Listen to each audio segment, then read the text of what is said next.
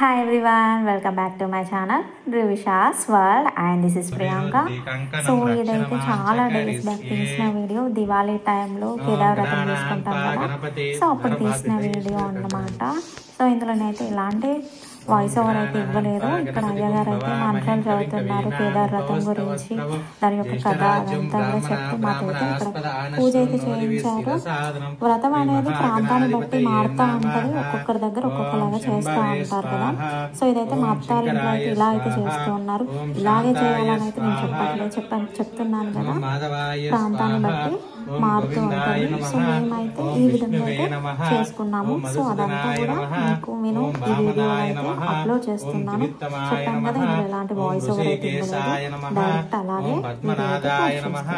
ఓం విఘ్నరాజాయ నమః, ఓం ధూమకేతాయ నమః, ఓం గణాదీక్షాయ నమః, ఓం బాలచంద్రాయ నమః, ఓం వక్రతుండాయ నమః, ఓం శూర్పకర్ణాయ నమః, ఓం ఆత్మలింగాయ నమః, ఓం హేరంబ స్కందపూర్వజాయ నమః, ఓం యతేషు శ్యామ విరోధేన బ్రహ్మగంధే శివామహం ధనం ధనవేంద్రాయ సోమ సువర్ణ కలిసే పైడి కలిసే దీర్ఘమాయు. అక్షంతులు వేణు గౌరవతో వందే పంచాచార్యాన్ జగద్గురుం అనురాగనందయుక్తాయ శిష్య వాత్సల్య పూజ్యతే చంద్రశేఖర శివాచార్య సద్గురుం ప్రణమామ్యహం యశ్వనామరూపాభ్యాం యా దేవి సర్వమంగళం తయో సంస్మరణాత్ పుషం సర్వతో జయమంగళం. శ్రీ గణేశ శారదా గురుభ్యాం నమః.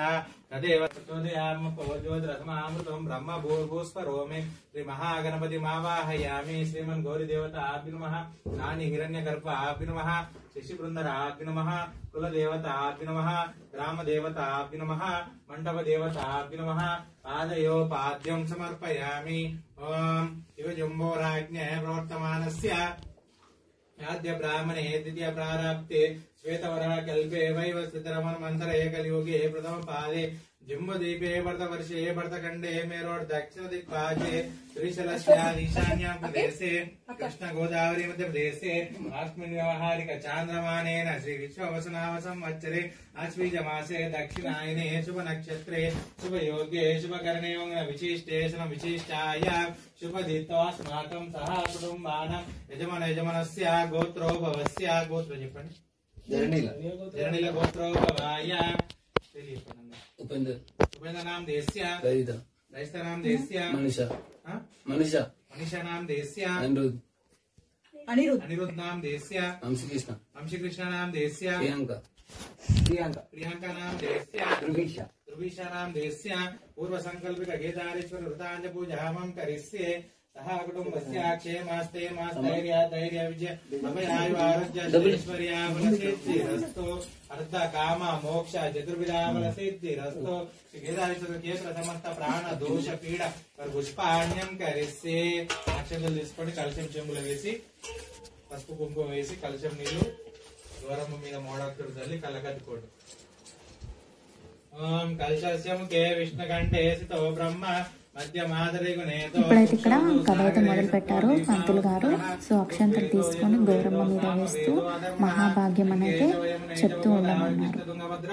నర్మదా సింధ కావేరి జలస్మిన్ సన్నిధిం గురాన్ యాయామి జ్ఞానం సమర్పయామి ఆవాహయామి ఆసనం సమర్పయామి పుష్పై పూజయామి ధూపమాగ్రాపయామి. దీపం చూపెట్టండి, పొగేయండి. దీపం దర్శయామి లోపదీపానంతర తాంబూలం సమర్పయామి. ధనమాంగళమాంగళ్యే శివే సర్వార్థ ప్రసాదికే శరణ్యే త్ర్యంబకే గౌరీ నారాయణీ నమోస్తుతే. దండలు ముడేసారా? దండలు ముడేస్తే కొందరు అక్షంతలు చీల పట్టుకోండి. నైవేద్యాలు కూడా పెట్టినట్టున్నారు కదా, అక్షంతలు చీల పట్టుకోండి. అక్షంతలు చీల పట్టుకొని కొన్ని కొన్ని గౌరమ్మ మీద వేసుకోవడం మా భాగ్యం అనుకోండి.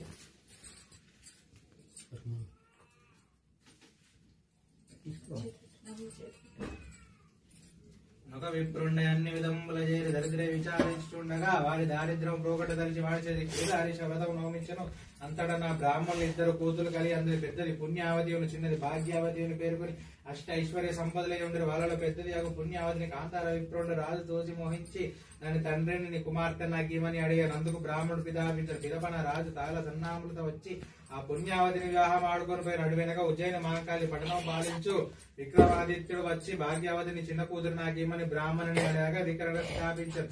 పిదపన రాజు పిదప నా విక్రమాదిత్యుడు చాలా సన్నాములతో వచ్చి ఆ భాగ్యవతి వివాహం ఆడుకొని పోయి అంతలో నా విగ్రహ కన్యలు ఇద్దరు కేదారేశ్వర వ్రతం ఆచరించ వలన సకల ఐశ్వర్యములైతే తూలుచుండ్రి. అందు పిమ్మట భాగ్యవతి గర్వంధురాలే తన చేతి అందు నవరత్న కనకమ్మున మందార కేదారేశ్వర తోరణమున అల్లగానుందని ఎడతీసి సమీపమున కాకర చెట్టు ఉండగా దాని మీద పారవేశను. ఆ మొదల చెట్లు పూలతో పిందలతో లెక్కలేని కాపు సాగిన ఏదవమ్మున భాగ్యావతిని చూసి నీకు కష్టపడుతూ దుర్వాస మహాముని యొక్క ఆశ్రమకు చేరను. అంతటా దుర్వాస మహాముని ఏక దృష్టి చూసి భాగ్యావతి కేదారీశ్వరం వ్రతము ఉల్లంఘనము మంత్రించి ఆమె యొక్క మెడకు గట్టెను. ఆ పిమ్మట మీ తండ్రి విక్రమాదిత్యుడు, మీ పెద్ద తండ్రి కాంతార విప్రుడు, మీ పెద్ద తల్లి పుణ్యావతి మా కర్మమున మీ తండ్రి సహించక విడలగొట్టక ఈ మార్గమున వచ్చి ఈ ఆశ్రమకు చేరిన మునీశ్వరుడు కరుణించి నా కర్మ విమోచనము చేసని మహర్షికి తల్లియగు తండ్రియగు మోచించి ఇతనే అని చెప్పాను. అంతటా నా పుత్రులను తల్లిని గాంచి ఆమె నేను పెద్ద తల్లి వద్దకు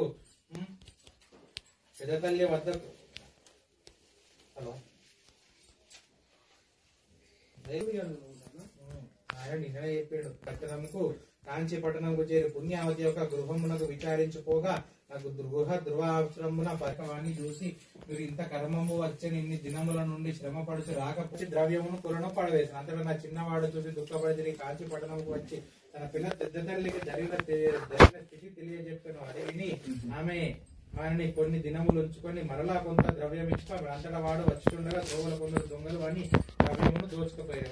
వాడు దానికి దుఃఖపడి ఎదుకు దోచగా విచారపడుతుండగా నోమిన వారికి నోము కద్దు నోమని వారికి ఇలా కష్టము కలుగునని ఆకాశవాణి పలికిను. అది విని చిన్నవాడు తిరిగి పెద్ద తల్లి వద్దకు పోయి ఆమెను దొంగలు కొట్టిన సంగతి ఆకాశవాణి పలికిన మాటలు చెప్పారు.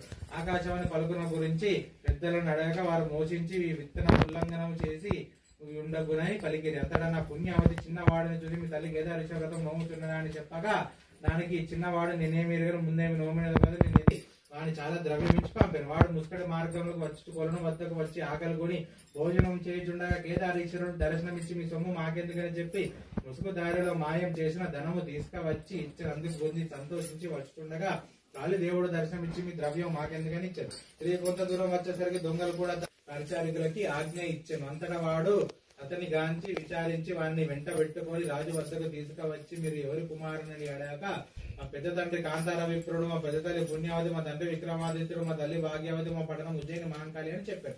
అది విని రాజు తన కుమారుడే అన్ని నమ్మి వాడిని కవగలించుకుని కొంత తడుపు చిన్నమ్మకు చేయగా నా మహర్షి రాజును కూర్చుండజేసి కుశలం పడిచి పరిచారకుల స్నేహ తండ్రిని రాజుకు భోజనం పెట్టించి కర్పూర సన్నేహంలో తాంబూలాలనిచ్చి రాజుని అందరూ సంతోషించి మంగళహారతులు తెచ్చారు. ఆ రాజు వరాల మండించి తన గృహంలో పూజ అయితే జరుగుతుంది. మధ్యలోనే మా పాపకి నిద్ర వచ్చి తను పడుకుంటూ పోయింది. పొద్దున్న నుండి ఆడుకొని కరెక్ట్గా పూజ టైంకి వచ్చేప్పటికే తనైతే నిద్రపోవడం స్టార్ట్ చేసింది.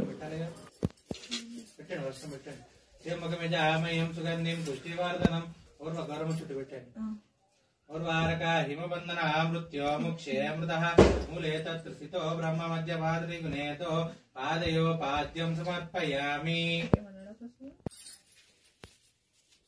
మంగళ మాంగళ్యే శివే సర్వార్థ ప్రసాదకే శరణ్యే త్ర్యంబకే నారాయణ ధ్యాయామి ధ్యానం సమర్పయామి ఆవాహయామి ఆసనం సమర్పయామి పుష్పై పూజయామి ధూపమాగ్రాపయామి. దీపం చూపెట్టండి, దీపం చూపెట్టండి, నైవేద్యం చూపెట్టండి. ధూపానంతర నైవేద్యం తాంబూలం సమర్పయామి. యతేషు శ్యామ విరోధేన బ్రహ్మగంధే శివామహం ధనం ధనవేంద్రాయ సోమాయ దీర్ఘమాయు. కొబ్బరికాయ దగ్గర పెట్టుకున్నారా? ఫస్ట్ మంగళారతి పట్టుకోండి. కర్పూరం బిల్ల పుట్టించి మంగళారతి పట్టుకోండి. చేటి మంగళము కేదారి గౌరమ్మకు మంగళము శివుని జట మందిరమున గట్టి మంగళహారతితో పూజ అయితే కంప్లీట్ అయిపోయింది. మంగళం నిత్య శుభ మంగళం కనకరత్నపు చీర కమనీయముగా గట్టి కనకమైనట్టి ఆ కంచికమున మణికంఠంబున మంచి మాణిక్యం సుగంధిం పుష్టివర్ధనం వారికి